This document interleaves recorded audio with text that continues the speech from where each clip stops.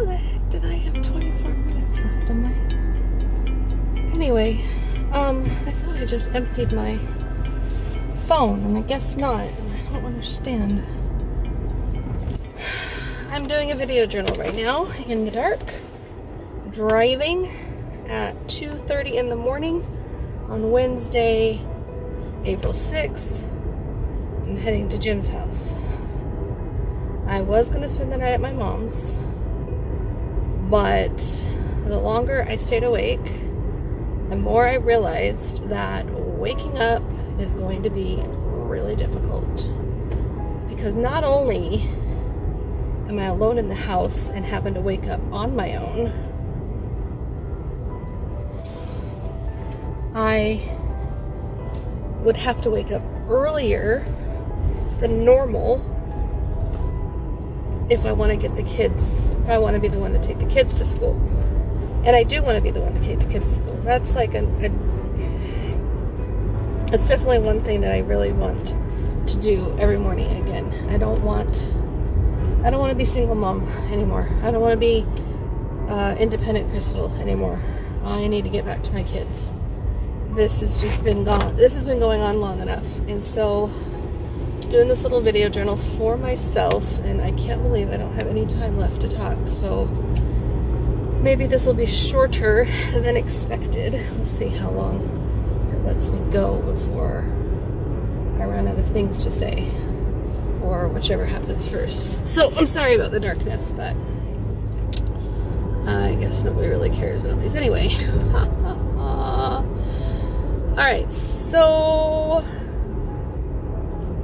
imagine for a moment, if you will, being on vacation and you don't have your shampoo, and you don't have your toothbrush, and you don't have your razor, and you don't have your favorite socks or the pair of underwear that fits perfectly.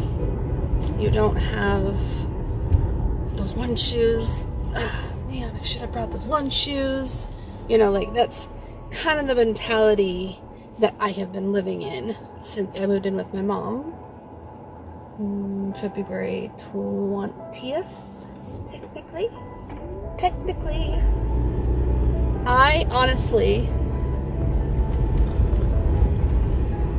have been living out of a suitcase, basically, since February 20th. It's not exactly like a suitcase, because I did put a lot of items in my mom's house and actually moved into the closet and a dresser drawer, and I have a toothbrush over there, and thank goodness I got a toothbrush over at Jim's house now, because sometimes I would forget the toothbrush when I'd go back and forth. Because why am I spending the night at Jim's house sometimes? Well, it's because we're trying to repair our marriage, and when you're trying to repair your marriage, you don't want to reject him every night.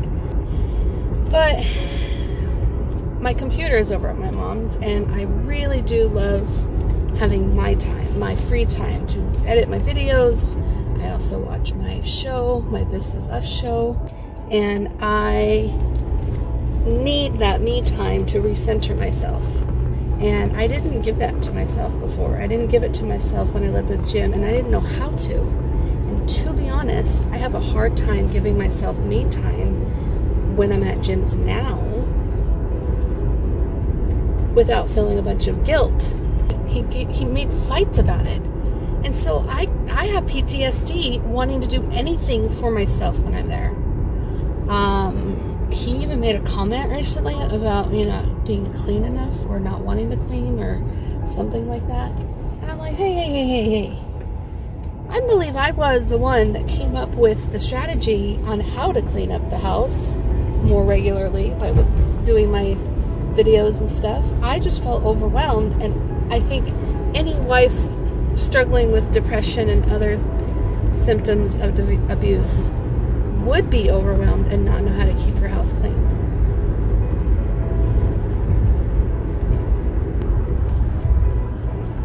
I'm so tired of talking bad about him. I really am. I want to see the best in him and just live in that. I really do. I really, really do. I'm scared. I'm not acting on my fear by talking bad about him. I'm just speaking my truth. And I got people that tell me that I shouldn't move back in with him because it wouldn't be smart or whatnot, you know? And I agree with them. That's the part that sucks. And am I agreeing with them because I'm being like a chameleon? I just don't know what Crystal wants. That's the issue. I gotta figure out what Crystal wants without the chameleon thing, without letting other people influence me. I gotta write my own Crystal Bible and study it. And I gotta study it hard, and I gotta make sure I believe in everything I say. I think that's why I did my video journals, is it helps me solidify how I feel. It helps me believe in myself by listening back to myself. I'm not stressing. I'm tired, of course. It's 2:30 in the morning.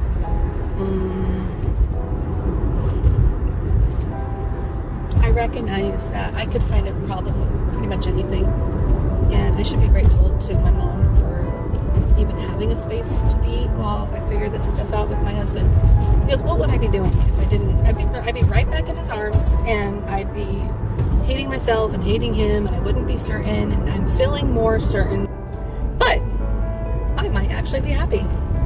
That's a possibility too. You never know if people's lives are going to change for the best, for the worst, if I'm going to win the lottery, if there's going to be, I don't know. There's so many things that could happen between now and 4.5 years. And I don't know what else I'm going to do other than do my best. Whew. Tired. All I know is that I'm kind of feeling super stuck, and when I had the world as my oyster, I got scared. I got dependent. I didn't believe in myself. I didn't believe in myself when I was trapped with Jim either. I don't know why I didn't turn down that street. I guess this is just as good as any.